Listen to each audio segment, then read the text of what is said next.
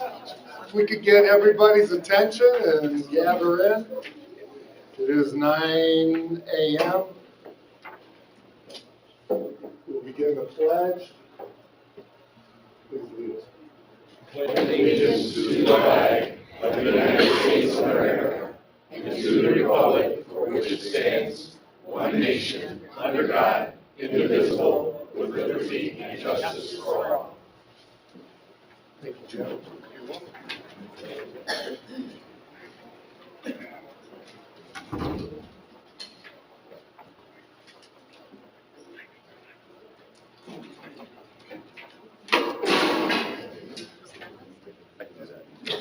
All right, we'll begin with new appointments to the commission. Ty. Very good. We have 3 appointments, and just first of all, welcome. I know this is just the second full commission meeting that we've had this year. So some of you were appointed after the first full commission meeting in January. So welcome to those of you who this is your first NERC full commission meeting, even if we already read your appointment earlier. So glad that you're here. The 3 appointment letters I have today, first of all, from Valparaiso, Mayor John Costas. Welcome back to NERC, I should say. Yeah, thank you for coming back. I will say, we never saw much of the other mayor, but I know with working with you here before, you were here nearly 90% of the time, and I'm glad to see you back. Very good. And then also like to welcome Dwayne Halliburton from the city of Gary. I said 3, I'm sorry, there's 4. And then Potawatomi Park, Linda Pompey, I'm not sure, not present, but Linda Pompey from Potawatomi Park. And then the town of Trail Creek is Warren Schacht. And I don't know where you ended up sitting, there you are. So welcome to the community. Glad to have you here. And it's worth repeating, especially for those new folks. I know a lot of you are sick of hearing this, but really as a full commission, we just meet quarterly, 4 times a year. So the next meeting of the full commission will be in September. So we try to spread things out a little bit more in the summer. The executive board meets in between that time. That's all the folks that are up here on this row. You are more than welcome as a full commissioner to come to all the executive board meetings, and many commissioners do. We have good discussions at every meeting. But if you're trying to manage your calendar, the ones that we really need to hear are just those 4 meetings a year, which we only have then 2 more after this, September, and then the first week in December. Normally it's the 3rd Thursdays of the month, except for the month of December because of the holidays. But I would say it's always good to be here every meeting they have, because you learn a lot of stuff that takes place here. Thank you, I would appreciate that. Thank you. All right, roll call. Candace. Yes, good morning. Morning. Kyle Allen, Dwayne Arndt, Jenny Byer. Candy, can I interrupt you for a minute? Yes. Just because there's so many new people, I wonder if you read the roll. If you have the municipality or county you're representing, could you read that along with the name, just so folks? Sure. That might be nice to do. Thank you. Okay. Kyle Allen is the Wake County Commissioner. Dwayne Arndt is from Kingsford Heights. Jenny Byer is from Schneider. Thomas Black is from Highland. Austin Vonta is the mayor of Portage. Hello.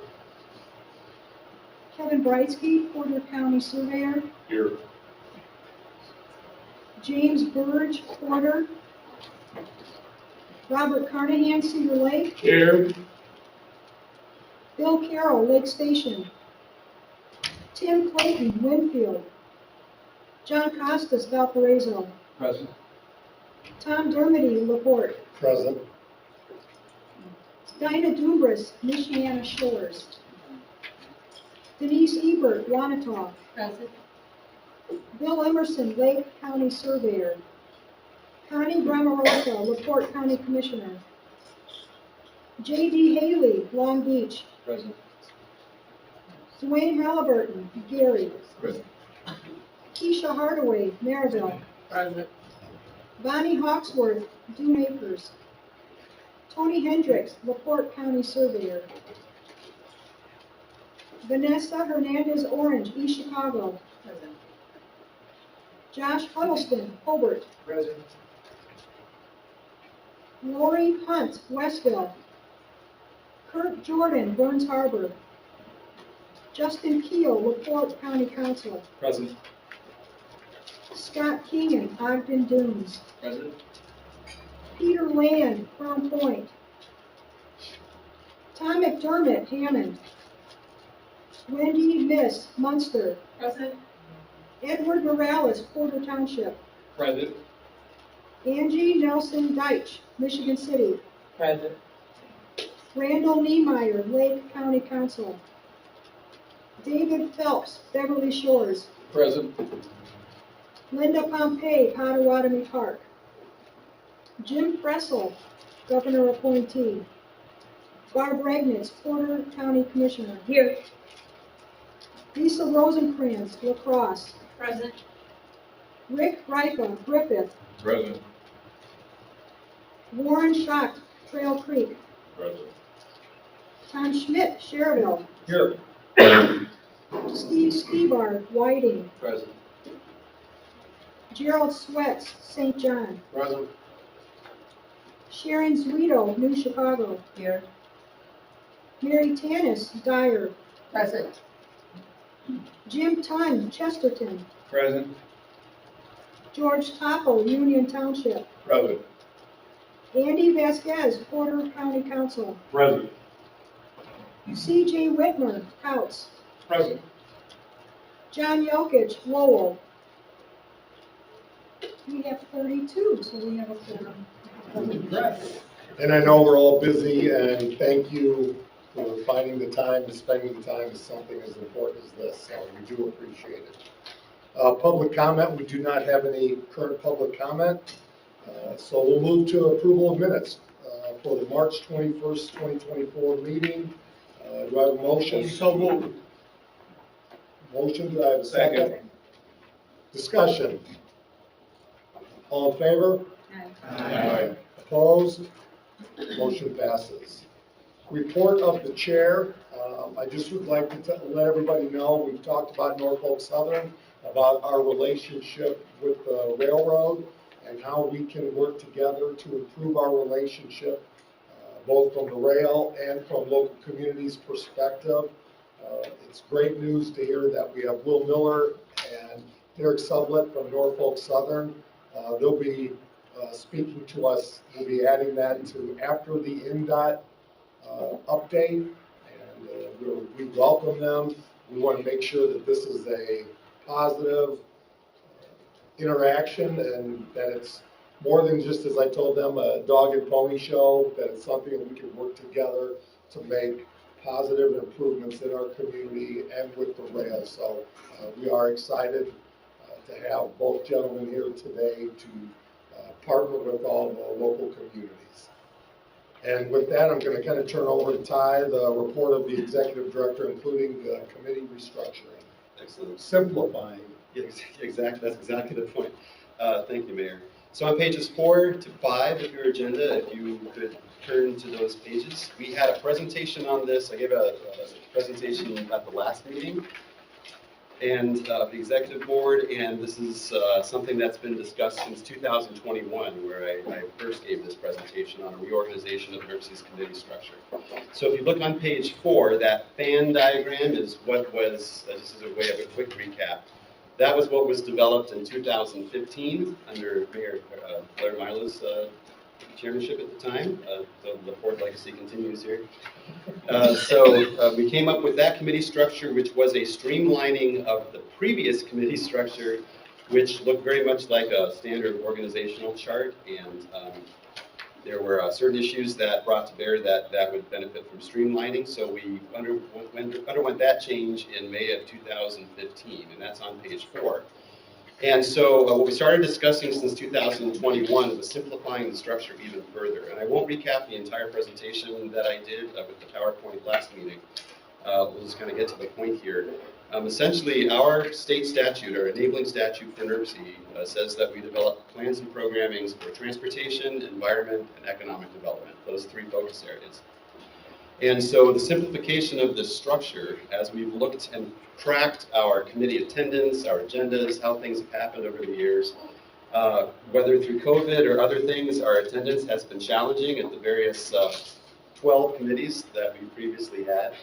And then we also came to the awareness that as we actually looked at who was attending those meetings, it was largely the same people, just going to each committee meeting, which raised the question of, is that really an efficient use of your time, of staff's time, in creating those agendas and preparing those minutes?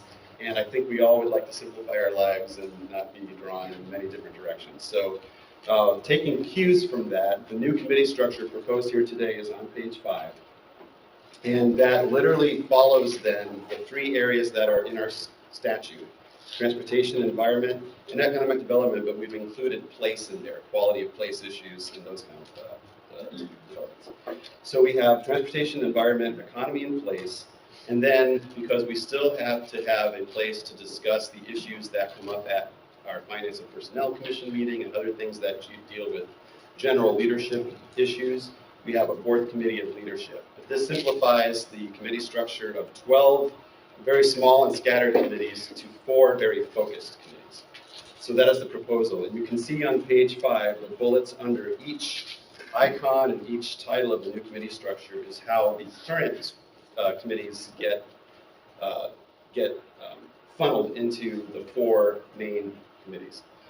So again, we had a discussion on this last meeting. We talked about this since 2021. What I'm asking for your approval of today, and this is one of the things that requires a full, there's only 4 things in our state statute that require a vote of the full commission that the executive board cannot do on its own. And one of those is an emergency structural change. So hence, this is a vote of the full commission required. So what I'm asking for today is a vote to approve this new committee structure, but there's important details that we have not worked out yet, such as committee composition and more details of who is actually on these committees and how they function. So what I would ask for is for the full commission to vote to approve moving to this new structure. And then we do not have an executive board meeting in May. We're taking a break in May. So that gives us until June to have discussions about how the committees would function, who's on them, et cetera. And then we would ask, in addition to the motion to move to this simplified structure, to authorize the executive board to then approve the details of how do those committees actually work, so that we have 2 months to figure that out.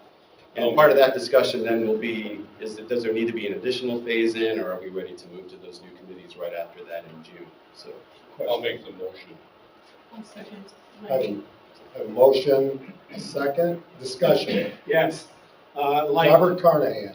leadership, it lists finance and personnel, legislative, and outreach.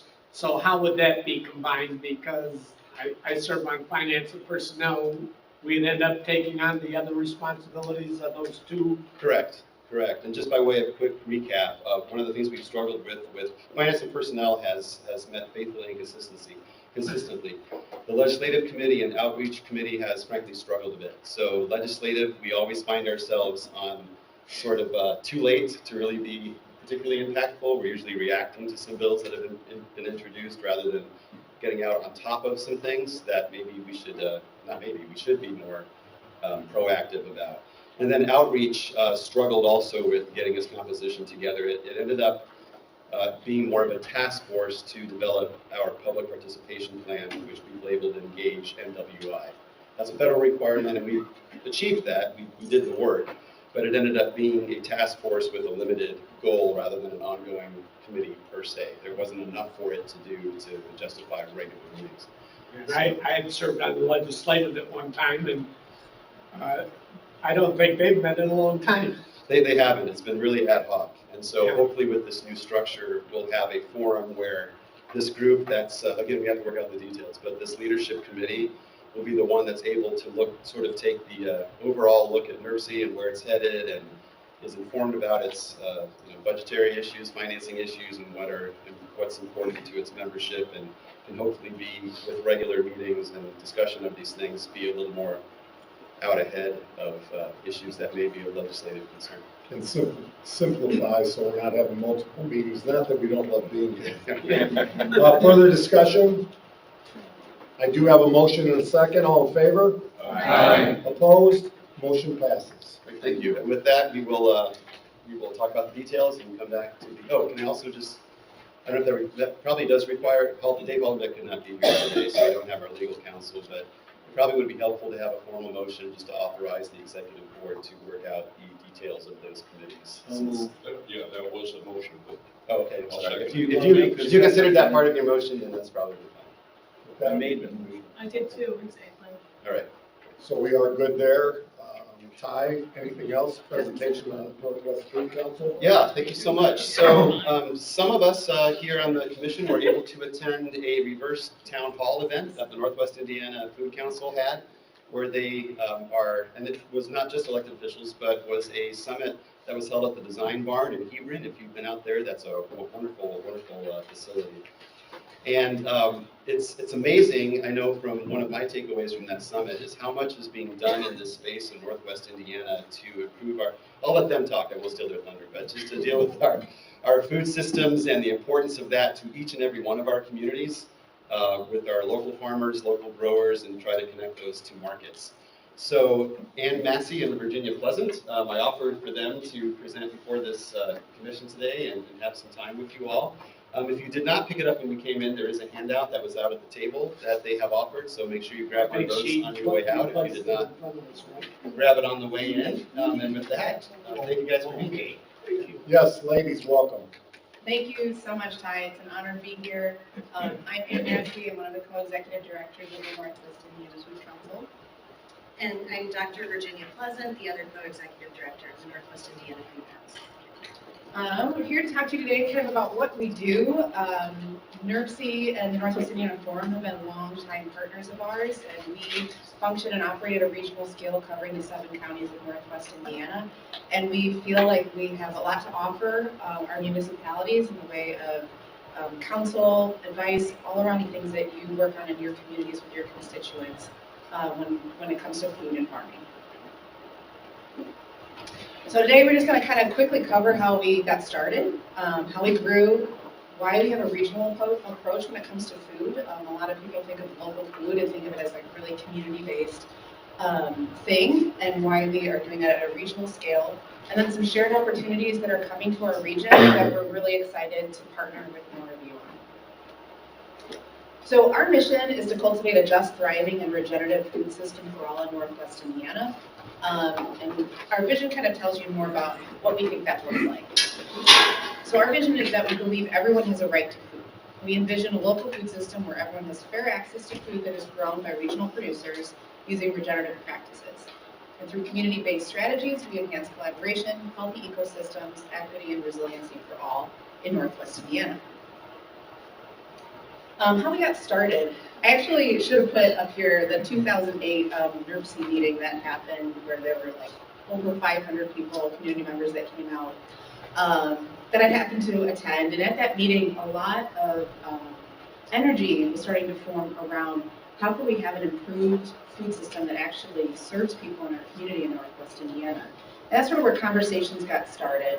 And by 2012, NERC helped to fund and support a food study looking at what assets we have in our region, what are the gaps, where can we improve, where are the farmers, how are we feeding ourselves.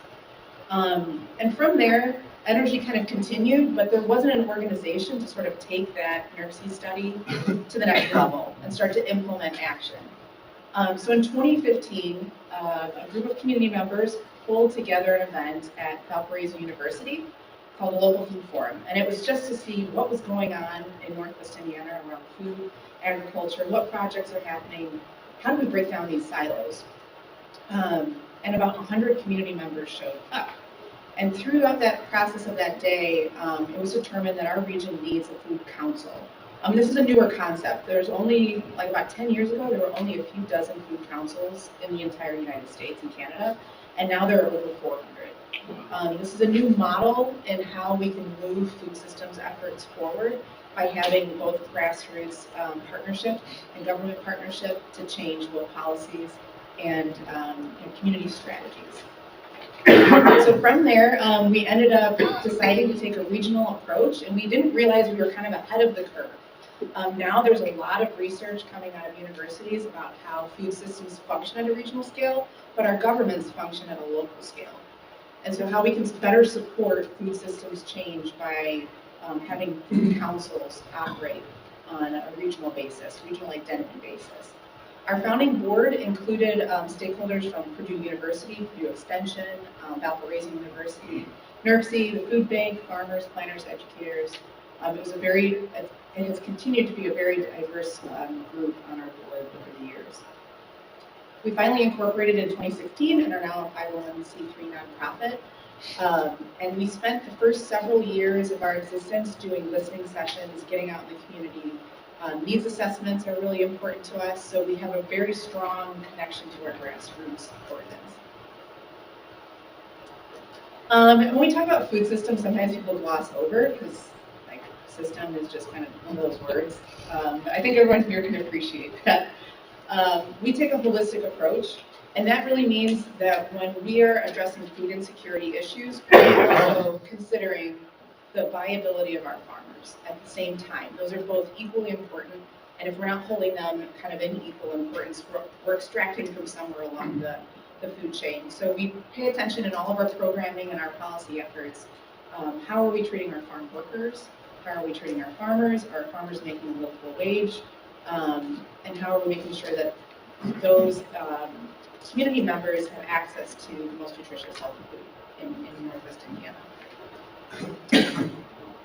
So I wanted to touch on too today that our regional approach is really important, and we think that we kind of nest well with NERC's approach and the Northwest Indiana Forum in all of these efforts to sort of develop regional efforts. So a regional food system is one in which as much food as possible to meet the population's food needs is produced, processed, distributed, and purchased at multiple levels and scales within the region, resulting in maximum resilience, minimum importation, and significant economic and social return to everyone in the region. And so this is like at the heart what we are trying to do, is sort of bring more processing, production, distribution into Northwest Indiana, so that when we saw things that happened in COVID, where grocery store shelves were empty, where we had farmers dumping milk because they just couldn't get it to communities that need it, and then the food bank experienced record volumes of people needing nutritional support. If we have a more robust food system, we can withstand those types of shocks better in the region. So just to kind of differentiate, when people talk about local food, we hear local, local, local a lot, and that's usually focused on single county, municipality scale for community-based food systems. Those are your community gardens, those are your community food pantries. And what we're doing is trying to organize all these efforts so that around the region we have more situated production, processing, and distribution in our area. Sure. I'm not going to read this whole thing to you, but basically what we're trying to drill down on here is the fact that working at a regional scale really makes sense within food systems, because food does not stop at geopolitical borders, right? So if we are thinking and planning and developing strategy at this regional scale, we're better suited to increase our resilience and make sure that our community members are fed, while our farm and food businesses are also thriving and contributing back to the community.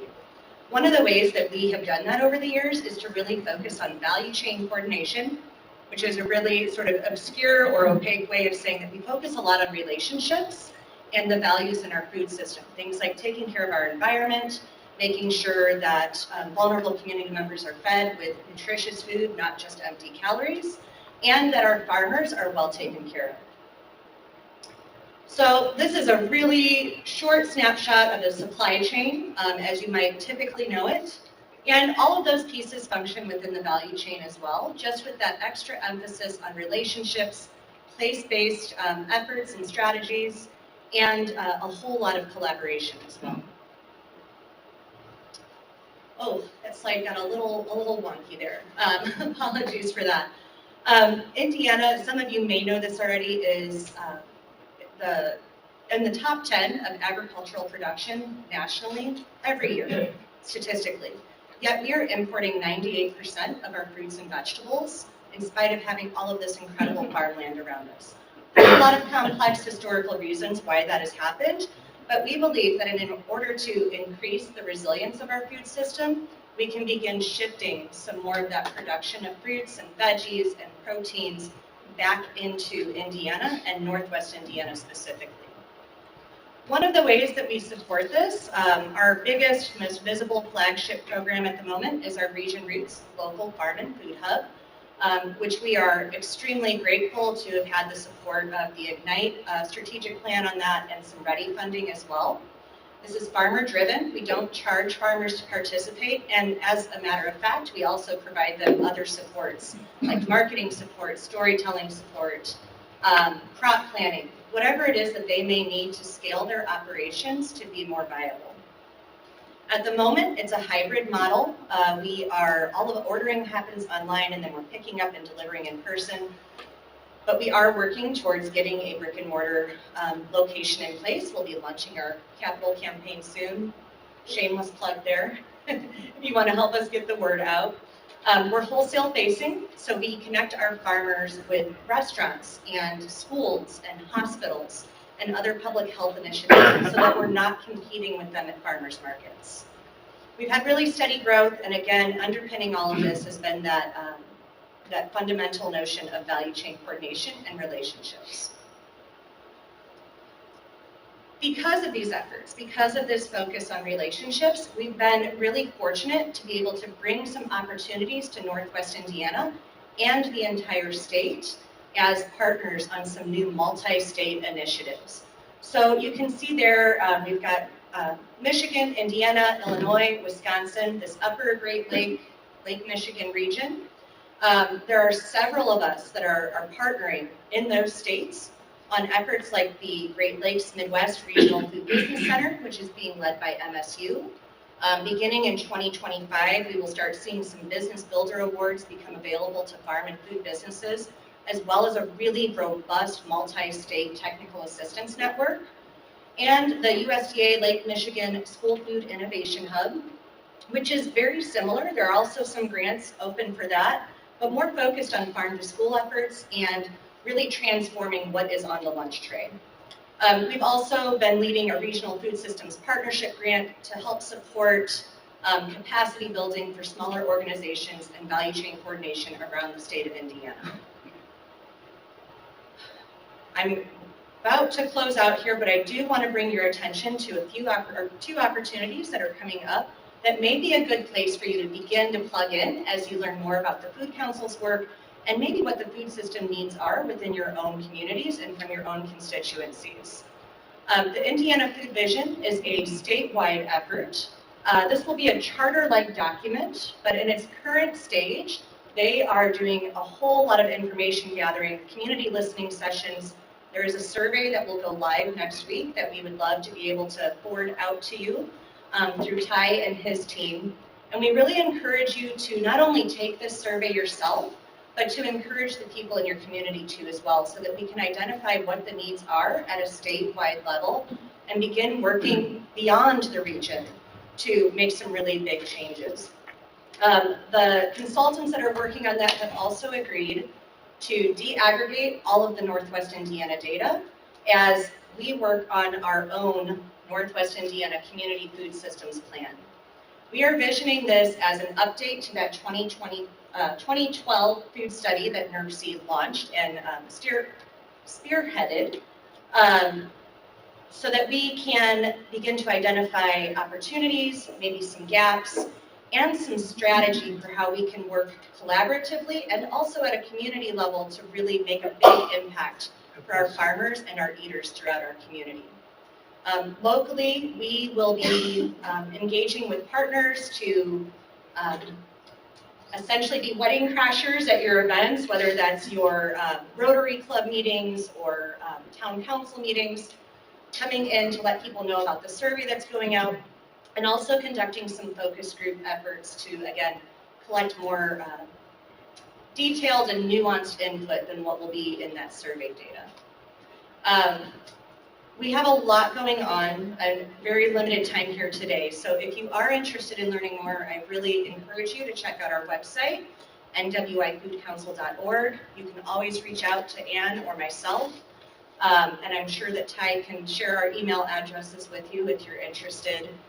Beyond these planning efforts, we have a whole lot of programming that is starting, or some of it is more mature, that will be great opportunities for all of the communities in our region to develop a more robust food system. So that's all we have. Thank you.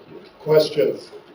I Robert? attended that in Hebron, and that was the first time I saw the designer barn, and Mixed Design, they did our logo in Cedar Lake, but I was very impressed with that.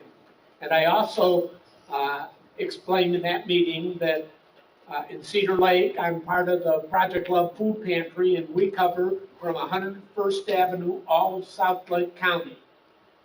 Cedar Lake's our #1 client, Crown Point's #2, Lowe's #3, Shelby's #4, Apple Valley Estates is #5. And during the summer months, we have farmers and we have gardens, people that have gardens bring produce into us, and we served 45 families yesterday.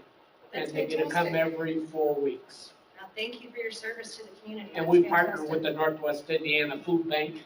I'm a little disappointed that Strax got sold because Strax is we benefit from them, and I hope the new owners will do the same thing they were doing. I think we're hoping the same. Andy Vasquez. This, was this part-time, correct me if, the 2012 study that Kevin Garcia did back when I helped with that? He was involved, right? Okay. I was part of that.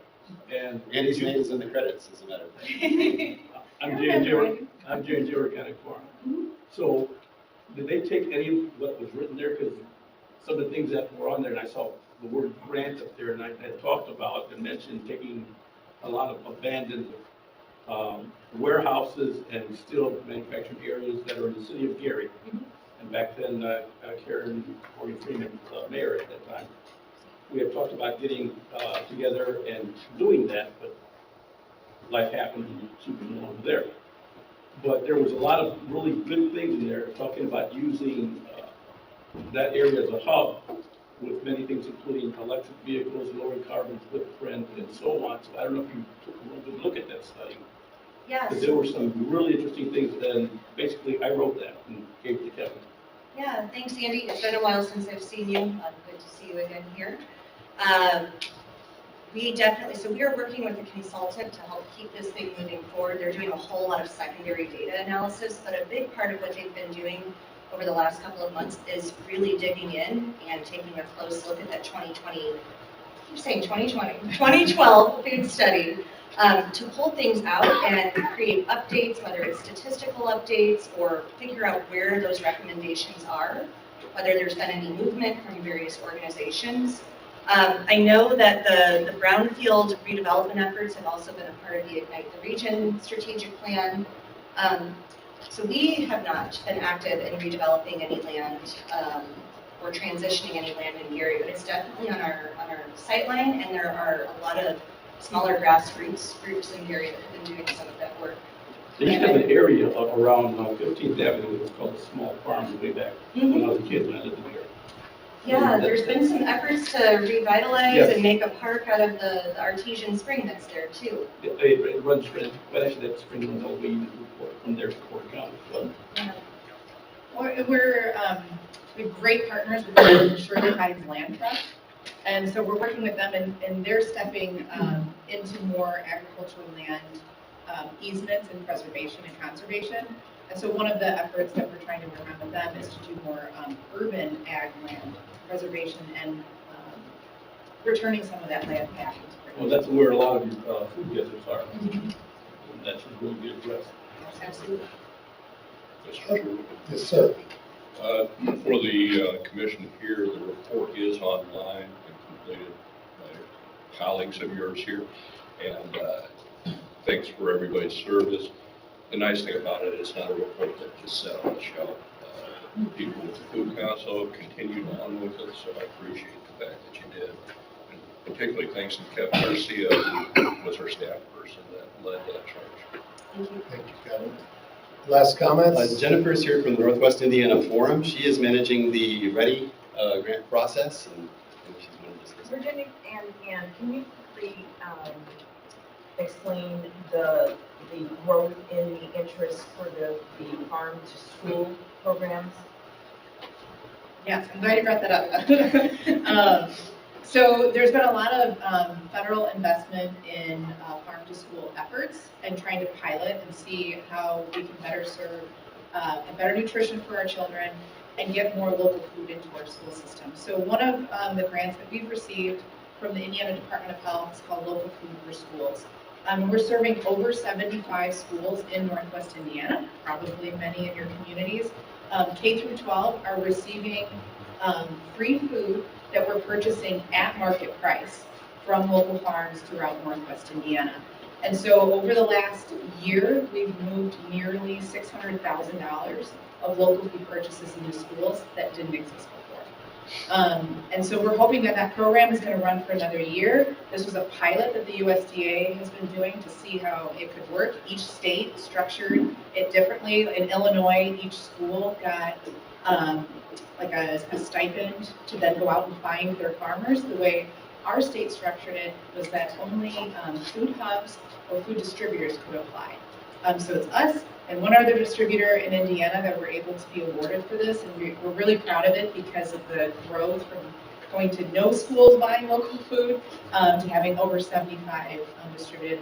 City of Hammond, Burr Forest schools, East Chicago schools, Maryville schools, Portage and Porch, Kankakee Valley, Michigan City are all participating in this program, and the hope is that the USDA will then make it a permanent funding stream for schools to have some level of budget to do local food procurement. Cook County in Chicago has passed a good food purchasing policy where all government facilities and government-run cafeterias and food programs must purchase a certain percentage of their food from local farmers. That's something we'd love to see in the future for Northwest Indiana, where our schools really have it written into their code, essentially, that they're going to be prioritizing local farms. The schools have allowed our farmers to scale up in a way that never would have been possible. Most of our farmers are growing on just a few acres. They're diversified vegetable farmers. They're not the same farmers you see out in more of the rural counties that are growing on thousands of acres and doing commodity crops. These are people growing table food. And it's a completely different farming environment because they don't get the subsidies from the government to grow their products. And so having that institutional buy-in is super critical. And we do have a couple other grants around Farm to School that's allowed our food hub to grow too, including the School Food Innovation Hub, which several schools in Northwest Indiana have already applied for grants to tool up their kitchens and train their staffs to be able to use fresh local produce on their lunch line. We are also working in East Chicago with a Farm to School action plan. So that's something we could do in all of your communities. We applied with 2 elementary schools in East Chicago to develop a Farm to School action plan that they will start to implement with parent, teacher, and community buy-in to install community gardens, school gardens, a curriculum revolving around those gardens, and then getting more local food into their cafeteria. And I would just add, in terms of community impact of Farm to School, it's a really unique opportunity in food systems work to see a quick impact. We're hearing from our farmers, many of them are paying off loans that they didn't think they would be able to pay off for several more years, which if any of you are business owners or in the business world, you know that is incredible in those early stages of growth. And at the student side of things, for the schools, we're hearing from our food service directors that kids are excited to come into the cafeteria and eat, and there's less tray waste. And they are talking about it, and they're going home and they're telling their parents about it. So it's just a really unique opportunity to have an economic impact, sure, but also to have a really incredible community impact and create some generational change around nutrition and what's going on plates. Thank you, ladies.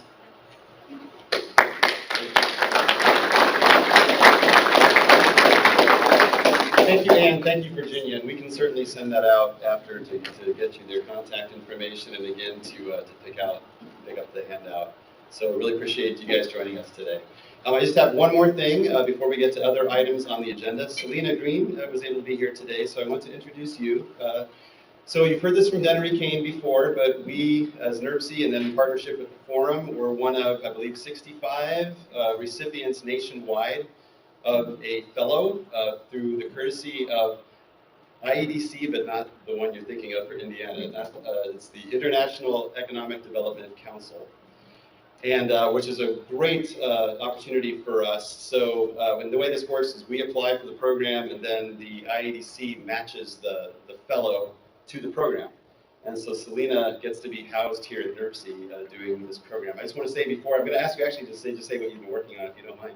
But also Gary and Michigan City, who are the recipients of a fellow as well. So, which is phenomenal. Out of only 65 recipients nationwide, 2 of those right here in Northwest Indiana. So I've been really happy about that. But Selena is the one that's actually housed here at NERC. So happened to sync up with her to be here today. And if you don't mind, just talking about how that's going and what you're focusing on. Pleasure to be here and meet all of you. I just arrived in February, and so I just started my fellowship here, which will last 2.5 years. So glad that I'll be able to spend a significant amount of time with you all. But the project really is about supporting 4 cities in Lake County to be able to transform some of their brownfields into places that could be ready for sites that could be part of the quantum computing corridor or to attract quantum businesses to the region. And so I'm just starting to do that research. We've met with 3 of the 4 cities. We've met with redevelopment staff and teams in Gary, Hammond, and East Chicago. We're meeting with Lake Station in May. And so I've just really enjoyed getting to know the different neighborhoods, seeing the needs and some of the inventory of properties that are available. And I look forward to learning more about your communities and the way that we can help transform some of those vacant and available sites and make them ready for business attraction. So I'll be here for a long time, and I look forward to working with you all. Welcome. Thank you so much, Selena. She's working closely. Yeah. Thrilled to have you here.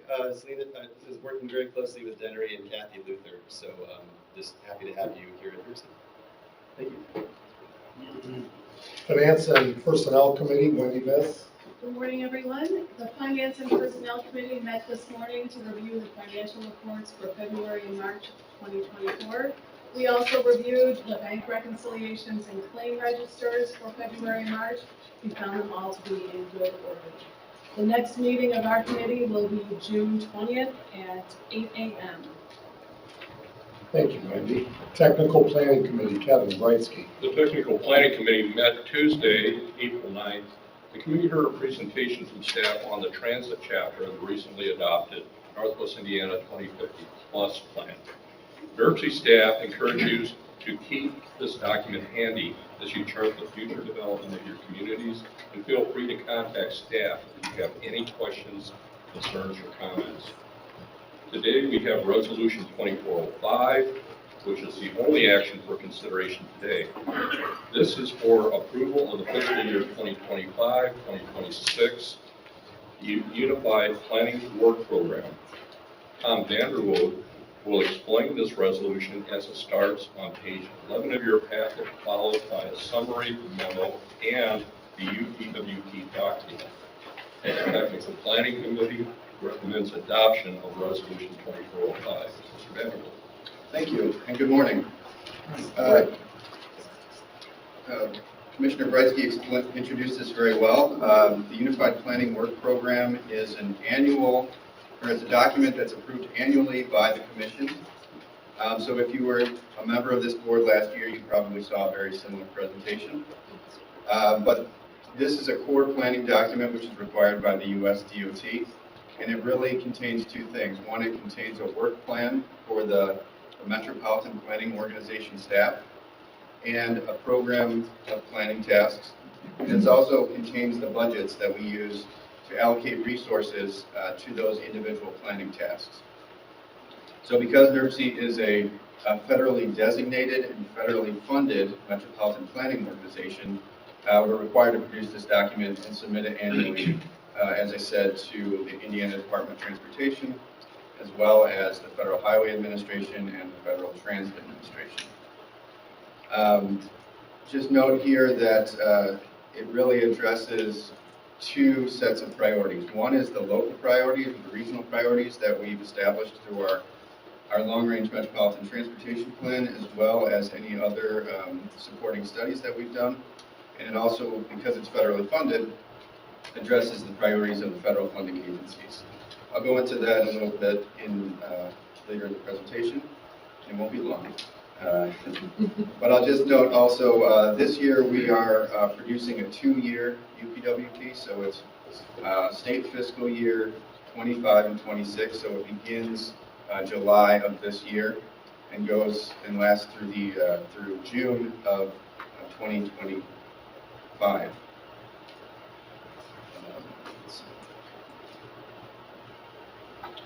So as I mentioned, there are standards and priorities that are established by our federal funding agencies. These are called planning emphasis areas. So this document has to include work elements that implement those emphasis areas. Those are established by FHWA and FTA every year. And you probably can't read that, but they are listed both in the explanatory memo as well as the UPWP itself. I will note that our local Indiana division of USDOT set planning emphasis areas for FY 2025 as following: institutionalizing equity, accessibility, and safety, maximizing coordination in urbanized area and metropolitan planning area boundaries. So this table shown on the screen here is included in that UPWP. It just shows how our planning elements are linked to those emphasis areas.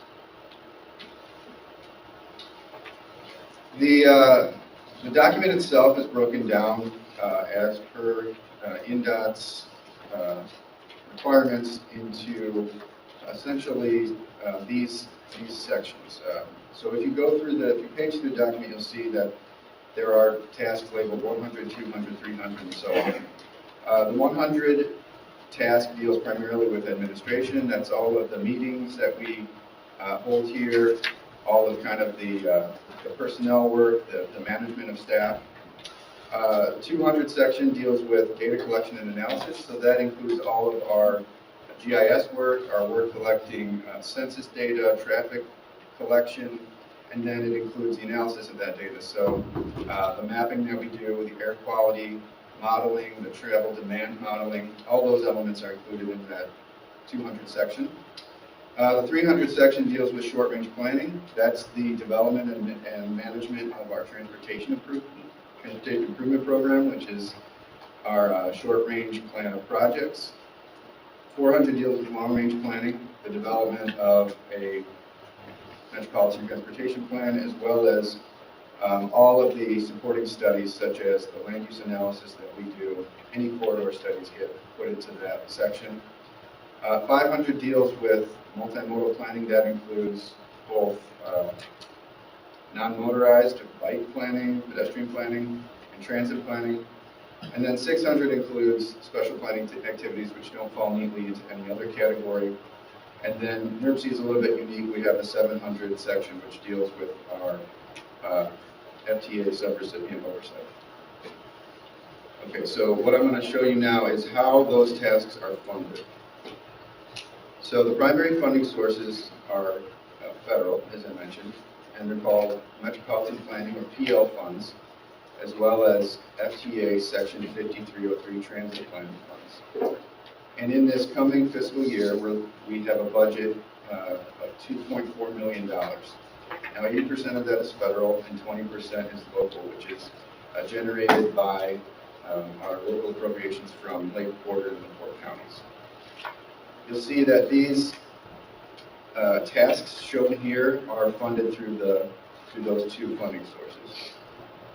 Now, in addition to that, NERC has the ability to what's called flex funds. And what that means is we transfer funding from our transportation improvement program, and we can use that for certain special projects. So historically, we've always done that. We've flexed in our congestion mitigation and air quality funds, our CMAQ funding, and we use that to fund air quality public education tasks, as well as our partnership with Drive Clean Indiana. We are also flexing in HSIP, which is Highway Safety Improvement Program funds, and that you may have heard that we are going to be working with local communities to conduct road safety audits. So we'll be using that funding for that activity.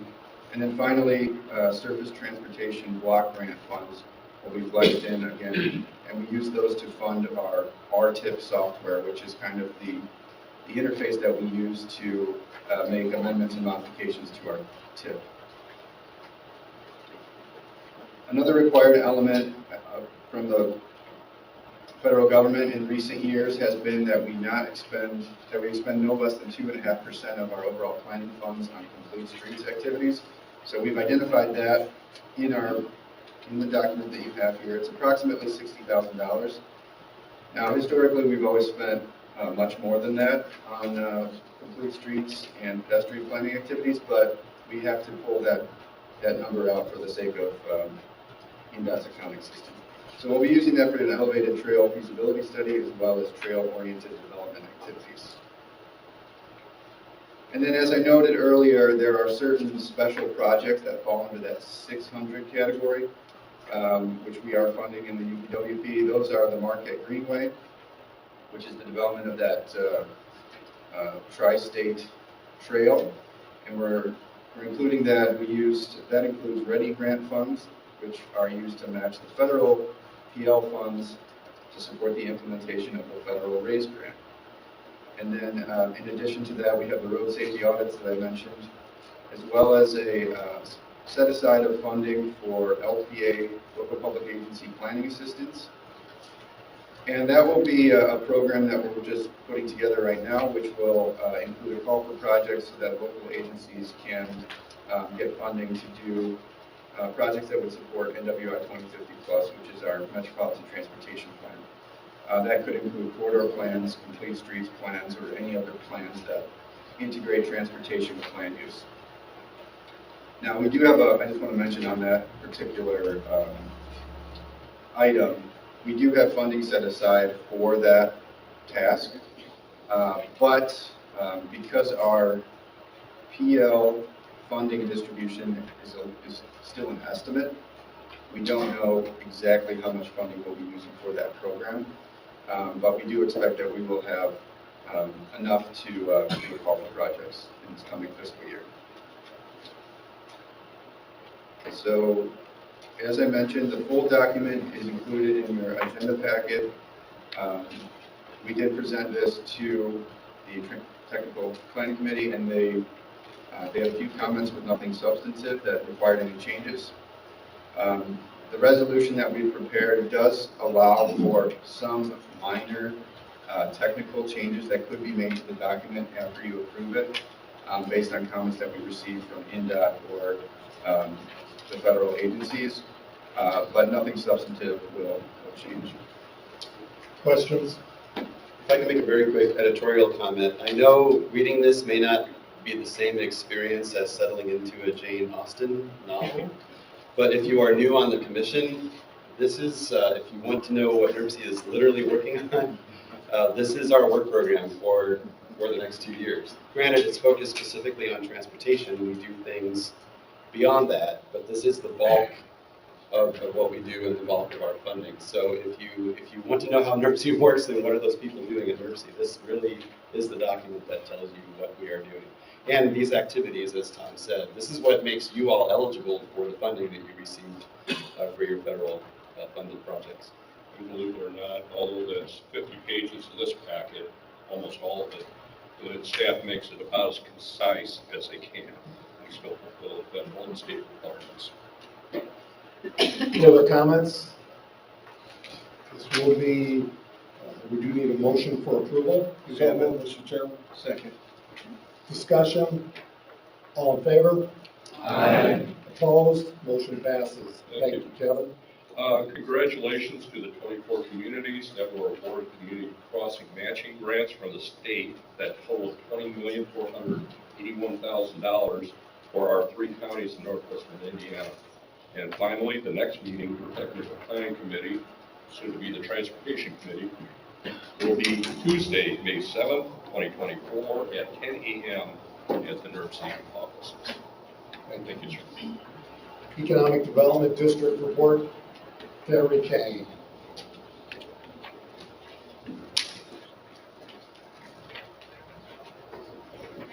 Mayor. Good morning.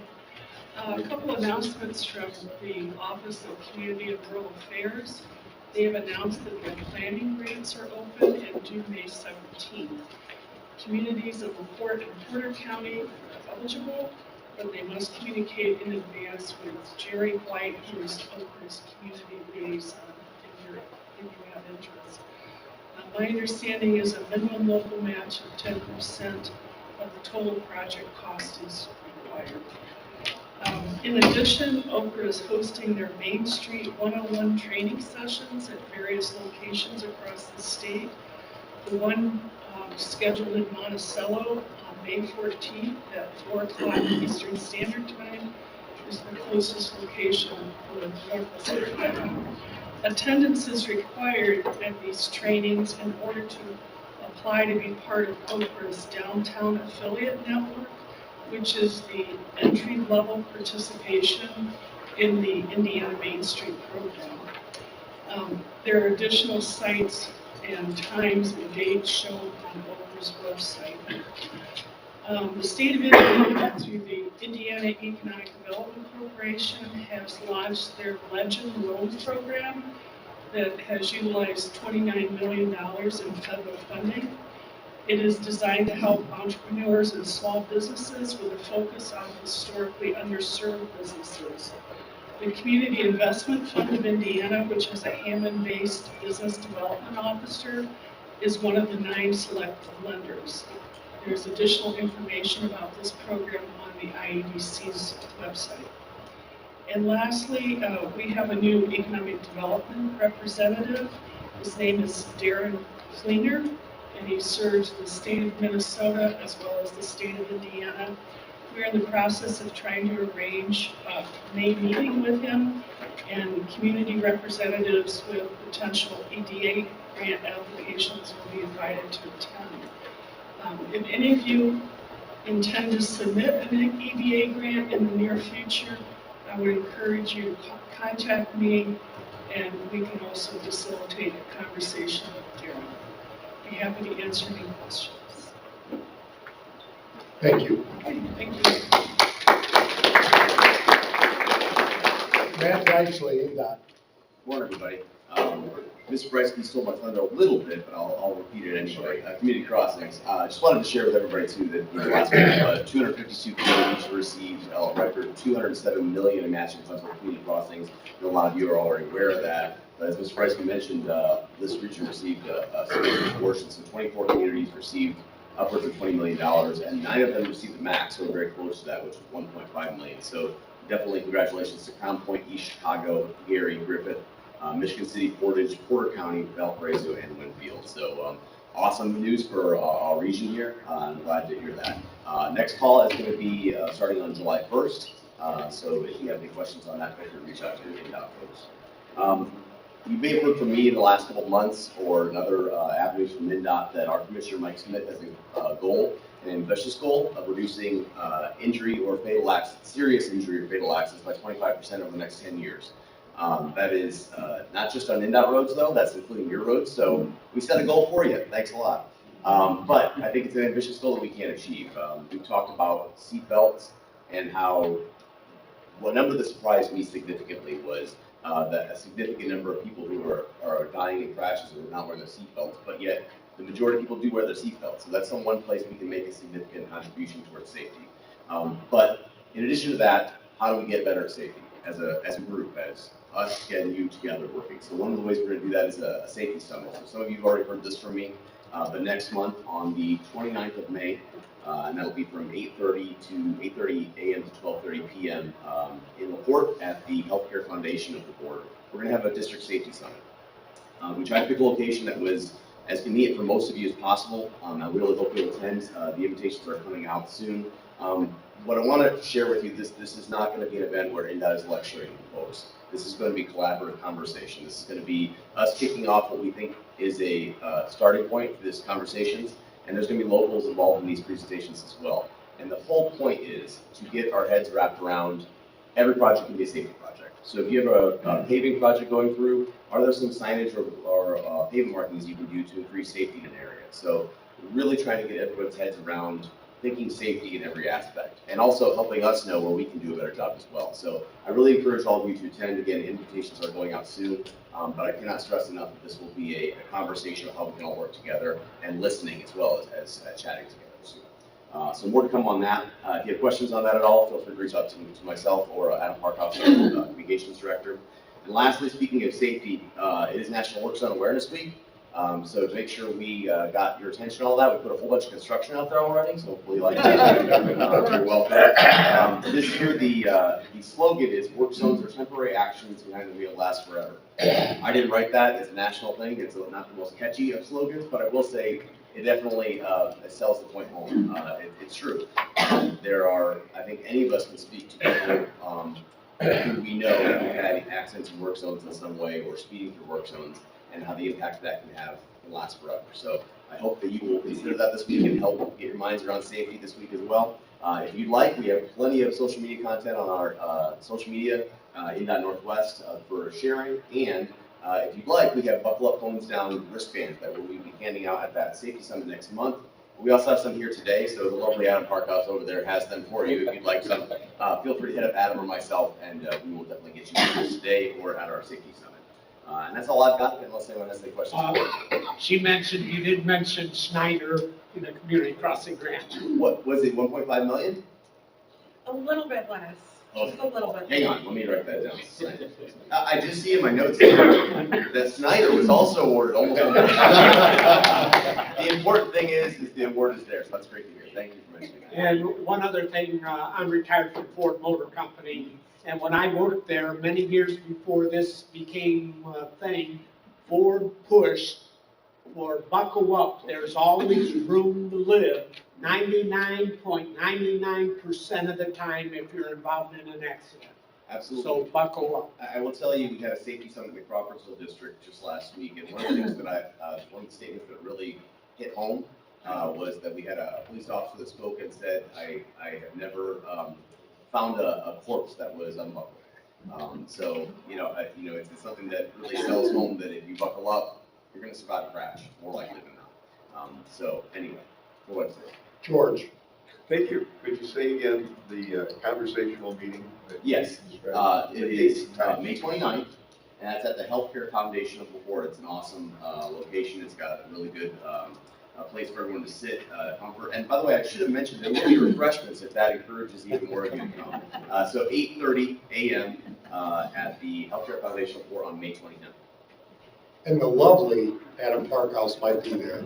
Mike, Calm down. Other questions? Thank you, Matt. Yep. So one conversation we've had many a times, we've all dealt with is with our rail partners, and many of us here as local elected officials have looked to improve the relationship, see how we can together we know how important rail is across Northwest Indiana, across our nation, and we know how important it is, yet how can we improve safety, how can we improve working together, and I really want to thank Derek Sublet and my new friend here, Will Miller from Norfolk Southern, and to take the time. Will comes from Atlanta to come up here and share his thoughts, hear what we have to say, and really begin now trying to make improvements for our community's residents. So with that, Will, welcome. Thank you, Mayor. Appreciate that. Thank you, Ty. It's a great honor to be in this room. When the mayor invited us to this meeting, he said, you can join virtually. I said, no, there's way too many important people in this room. So, we gotta get out and meet people. I'm the Director of Public Engagement for Norfolk Southern, and I'll talk a little bit more about that role as it applies to exactly what the mayor was saying, and that's working together. But before I do that, I want to talk a little bit about our company. I know many of you are familiar with us. We run about 125 trains in and out of Chicago a day. It is the biggest freight railroad city in the world. It's a vital part of our network, and we move a lot of traffic in and out of Chicago towards Fort Wayne and Toledo and beyond. This morning when I looked, we had 600 trains online. It's a big operation. And that's across a 22-state network. We have 19,500 miles of rail. Throwing a lot of numbers at you, but it's important to understand the scope. We have over 24,000 crossings on our network. About 10,000 of those are private, but roughly 14,000 public crossings. So, we value our partnership with our state agencies like NDOT, and I'll talk a little bit about Local Tracks, which was a kind of a revolutionary state-run program that came out years ago that some of our Northwest Indiana communities have taken advantage of.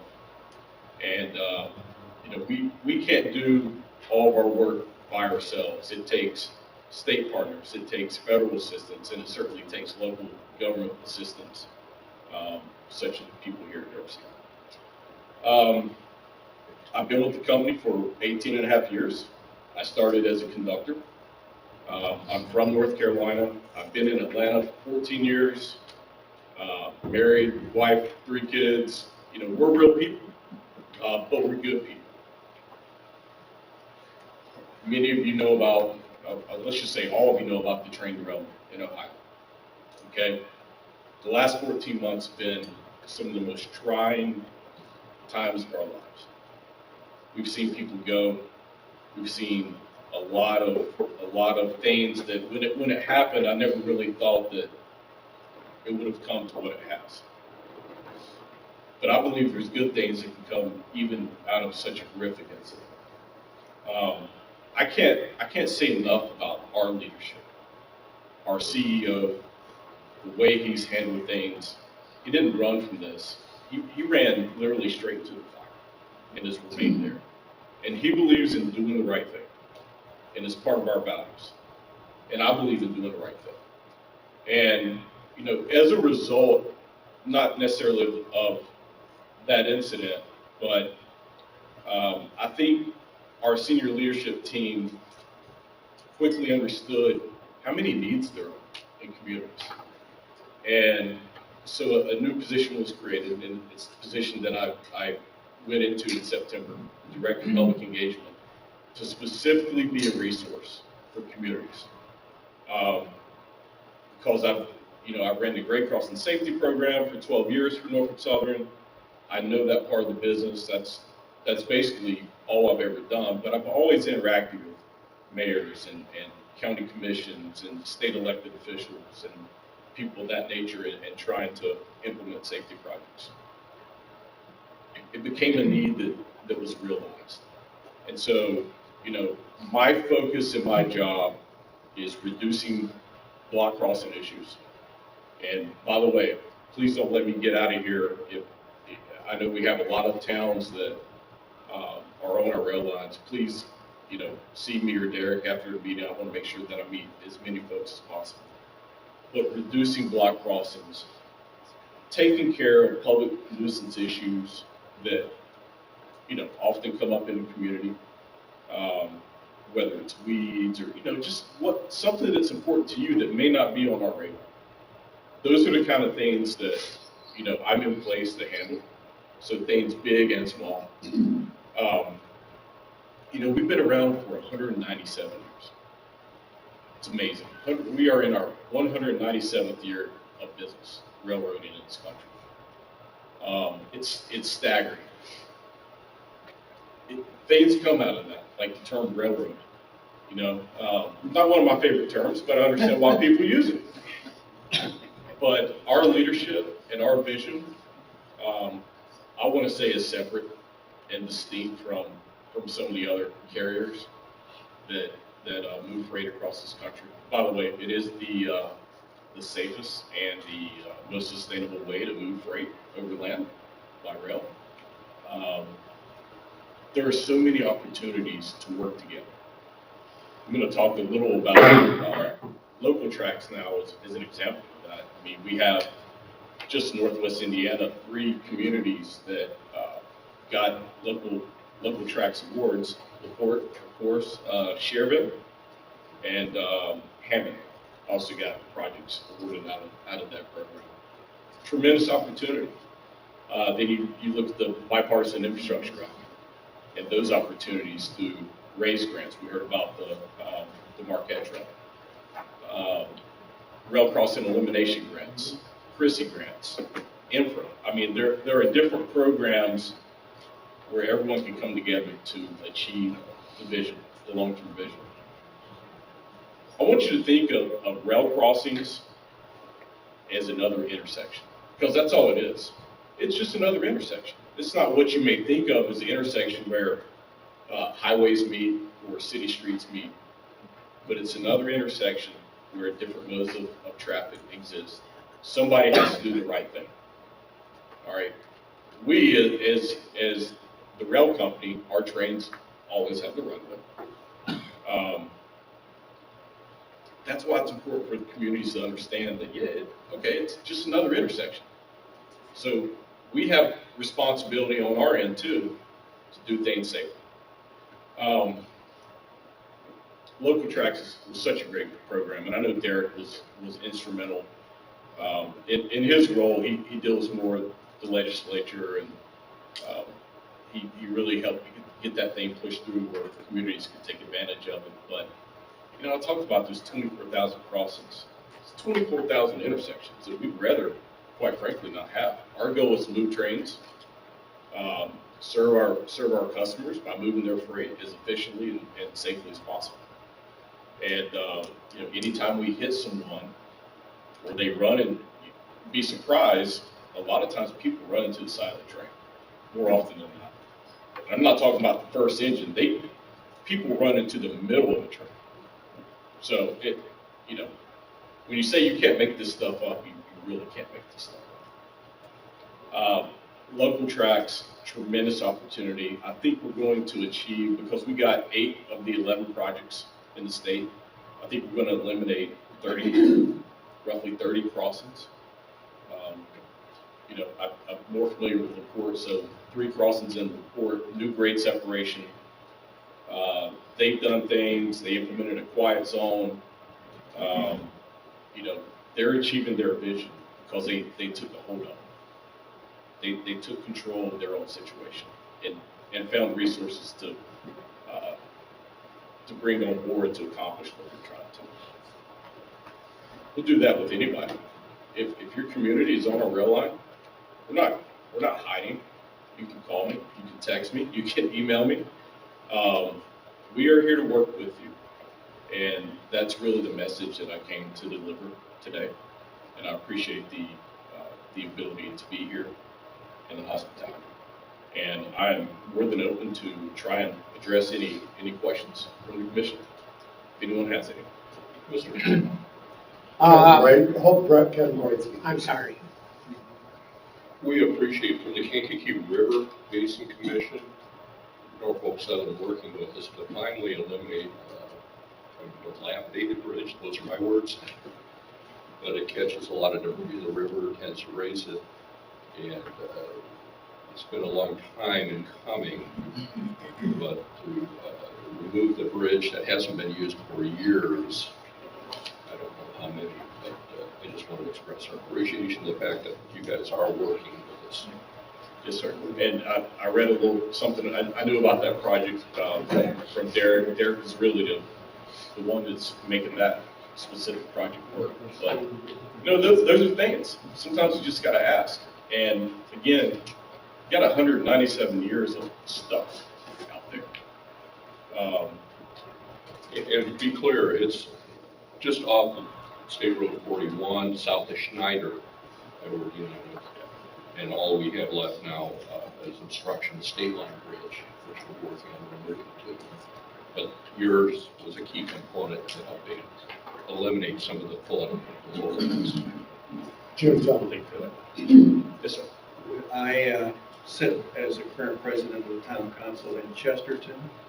We have 83 trains a day. So I'd like your car. You'll have it, sir. Robert. I'm from the town of Cedar Lake, and in our plan commission last night, our town engineer from Christopher B. Burke indicated that he's in communication with the railroad. I don't know which one, but the culverts that go underneath the railroad track. We have one business that the track wasn't clear and it was flooding on the west side of the property.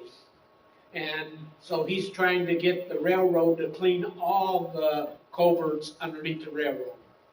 I don't know who he's talking to. He just explained that at a meeting last night. Yeah, again, I'm happy to give you my card. I'm not sure if that's us, but, you know, even if it's not us, we can get you in the right direction. All right. But those are the kind of things that come up that may not be on our radar at all. We got to know about it before we can investigate and take any kind of remedial action. So. And Derek also has always been willing to make those difficult calls, and they are accessible. Well, from an understanding perspective, when rails are across the crossing and stop, can you just explain the reasons why those trains might be stopped there? Because some are hours, some are things. Can you just share? I can't. It's a great question and good information for this group. So again, we make money by moving freight. We don't make money by sitting still.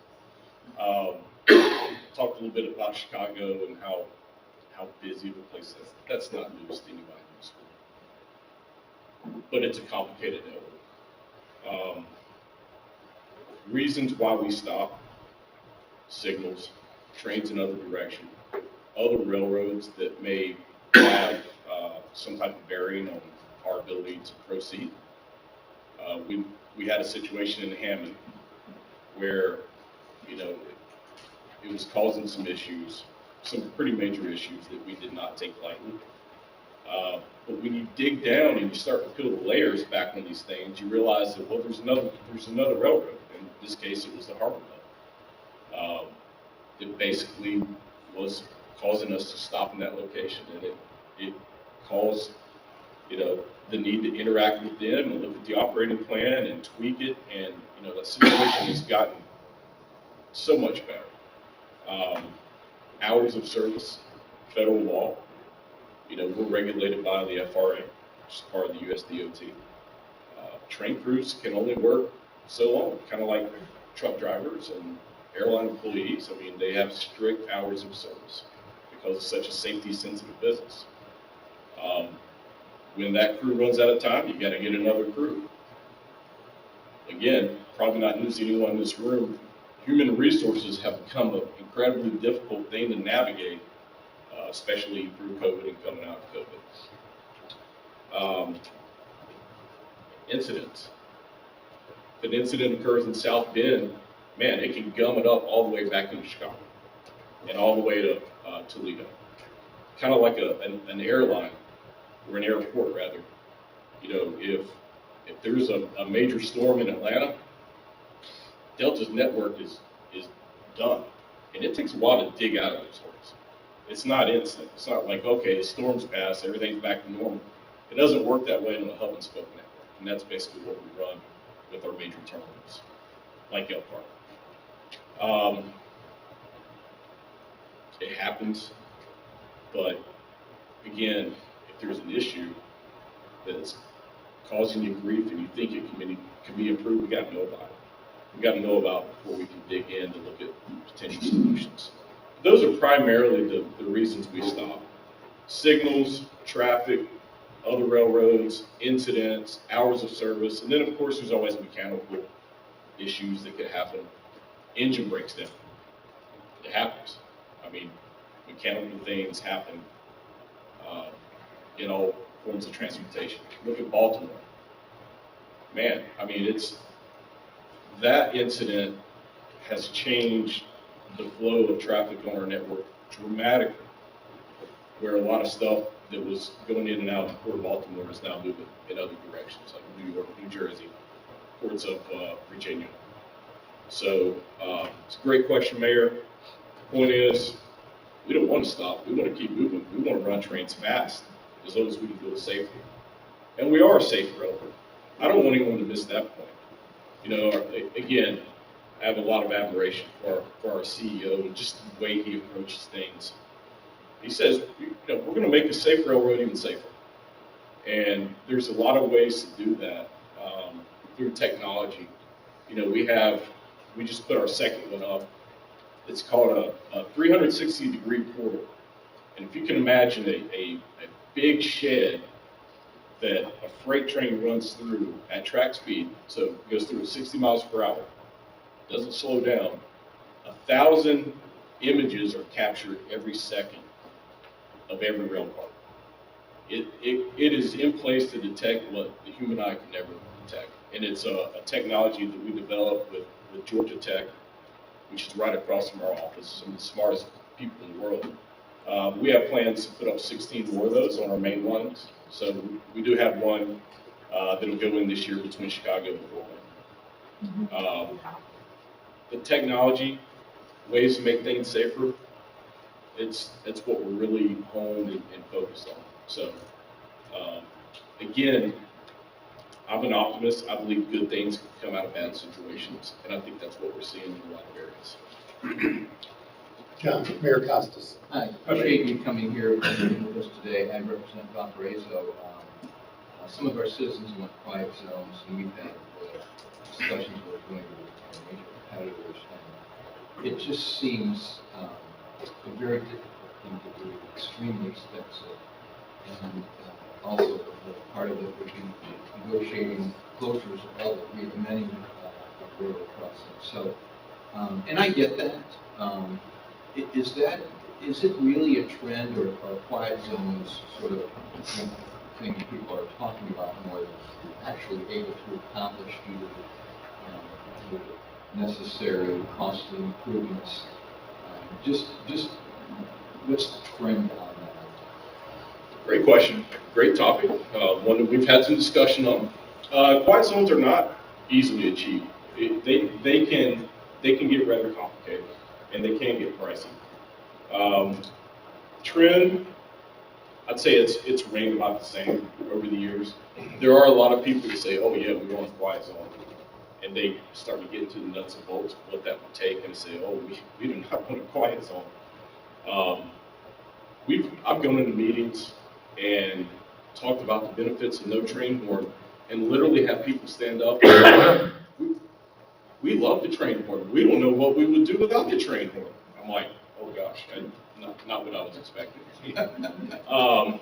Well, you know, nickel total quiet zones, you have to have what's called constant warning time, which is the costly endeavor if you don't have that. I would venture to say most of our communities, again, through the good work of NDOT using federal funding over the years, most crossings have constant warning time. So that's a technical term with the circuitry that is going to give a motorist the same amount of warning at the crossing, whether the train's going 4 miles per hour or 49 miles per hour. It's going to detect how quickly that train's approaching and provide that motorist always the same amount of time of warning. That's the expensive part if you don't have it. Some of the other stuff that can be used to achieve a quiet zone, and by the way, Norfolk Southern nor any other railroad can't say yay or nay, you can have a quiet zone or you can't. If you follow the federal train horn law and the process to follow the notice of intent, the notice of establishment, then we have to abide by those measures. Not always easy. We talk about humans, some of which for 40 years have pulled that train horn over those crossings almost every day. That's a hard thing to cut off. But median separators, some raised curbing, some of those things to really make it, I don't want to say impossible, because there's always someone that can find a way, but really impossible for someone to go around it. That's the trick. That's what has to happen for us to stop using the train horn. I believe in median separators wholeheartedly, because I will tell you that every year, 70 to 80% of our accidents that happen at crossings are at crossings with active warning devices. They already have lights, gates, and bells. It's like, what more can you do? Well, you put something in the roadway to make it impossible or really hard for someone to make a bad decision. Not always easy, where you have to plow for snow. You know, you have to take that consideration, but it's up to the community. I mean, you know, if I'm the mayor of a town with, let's say, 7 crossings within 1 mile, and I've got 50 trains a day coming through, and I have potential for development near the rail line, condos, assisted living, you know, whatever it is, I'm probably going to try to do that. I don't think there's any safety benefit from it, one way or the other. It's been pretty flat since the train horn rule came out in 2005. It's more of a quality of life issue. You know, it's up for each community to decide. But again, I'm a resource that's in place to help communities understand that. I don't do the quiet zone stuff, but I know enough about it to talk. So did that answer? Is that enough? Okay, Mayor, thank you. You spoke on railroad crossing stoppage, and I guess my question to you is there a realistic time where we should say, hey, this is just a bit too much? In East Chicago, I know we've had where it's 20 to 30 minutes at times where trains have actually been stopped and gone to another side of the city. You call the number that's there, but same thing happens within the next week. So the thoughts on, you know, what is the time length that we should be concerned of and make sure that we contact somebody else other than that number because nothing's changed. Yeah. You know, I think every situation is different. If it's a consistent issue, you probably need to be talking to someone like me. And if it's another railroad, you know, that person, I know other railroads that have people with the same title that I do, but you got to find somebody that works with you. You know, we have over 19,000 employees. It's a lot of cats to herd. It's a lot of people, right? But if you find that person that'll take your call, be honest with you, you know, you're on the right track. I think that every community, if you have a busy railroad running through it, you need to have that contact. If it's a consistent thing that's causing hardship, we need to try to understand it together. You know, if you have a grade separation, you know, 300 feet away from an at-grade crossing and you're complaining about at-grade crossing being blocked, it's probably because our people say, well, they got a bridge right there. They don't, you know, if I stop here for 20 minutes, surely they're just going to use this. Every situation is different. I mean, when you got 24,000 crossings, you need to understand, you know, at a deeper level, what's the issue in this community? And what kind of hardship is it causing? Does it hamper emergency services? Does it prevent people, you know, kids getting to and from school? That's the stuff that matters to us. We want to do the right thing. Yes, sir. I'm George Topple, Union Township. We have no city or town, nor does Porter. So we're kind of like without a municipality. If we would wonder, is there a liaison, or when we do have problems, that we can go more directly than having to go to the county and everything else, because we have local situations where we don't have a city or town. Is there such a thing as a liaison? You know, from our perspective, we don't really care what the boundaries look like. I mean, we don't really operate with geopolitical boundaries. But as far as the point of contact for, you know, the small communities with the staffs of me, myself, and I, where we need to be able to get an answer for our people. If it's our railroad, you can, you know, feel free to contact me. Okay. If it's another railroad, again, I think it's very helpful for you to understand who some of the best people are, just to have on file, just to be able to contact. Absolutely. Building that relationship, you know, we do this with our hazmat training. That, by the way, we need to get the safety training up in Northwest India at some point, because it's often in Elkhart or Fort Wayne, but it's a great opportunity for communities to learn and build relationships. Because we say, we don't want to just be meeting you at 3 a.m. when something's on fire. We want to know you before then, right? So we already have that relationship established. If it's us, you know, again, anyone in this room, please reach out. I'll stick around for a little bit after the meeting, and I'll gladly give you my contact information. Will, thank you. Derek will be here after, so thank you all. Yes, very thank you, much. man. Appreciate it. Any community announcements? I know we've kept you a little extra here. I've got a very quick one. We talked about local growers today. I also want to recognize our local roasters and thank our friends once again at Yagi Road Roasters. You can just name one place in each county where you can pick this up and go to the source in beautiful downtown Valparaiso at the Press, where they hold court and where they serve their own coffee right there. You can go to Grindhouse Coffee in Griffith and get it there in Lake County, and you can go to beautiful downtown Griffith, and you can go to beautiful downtown LaPorte at Evie's and get the same coffee. So appreciate them providing the beans for today and elevating coffee and give us a chance to give exposure to some a good small business and other good folks that are doing good work in Northwest Indiana. Other announcements?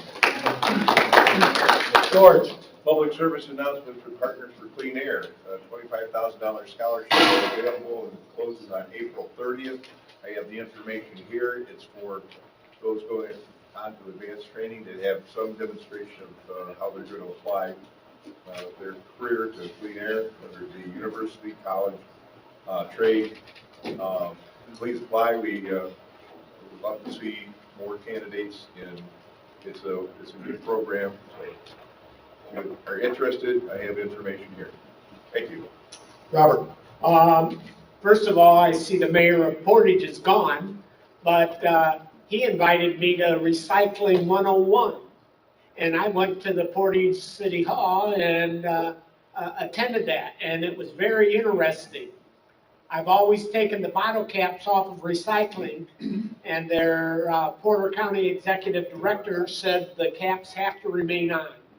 And they also indicated that any container you get at a restaurant that has a black bottom or it may be recyclable, but that conveyor, she stretched her arms out like that and says that conveyor's that wide, it's black, and it doesn't recognize black containers. So restaurants are starting to do away with that. She, for those of you from Porter County, she is also willing to come and talk to your communities about recycling. Another thing I discovered that she said, Republic and Waste Management does not recycle their material. They ship it all to Homewood Disposal, and Homewood Disposal does all the recycling.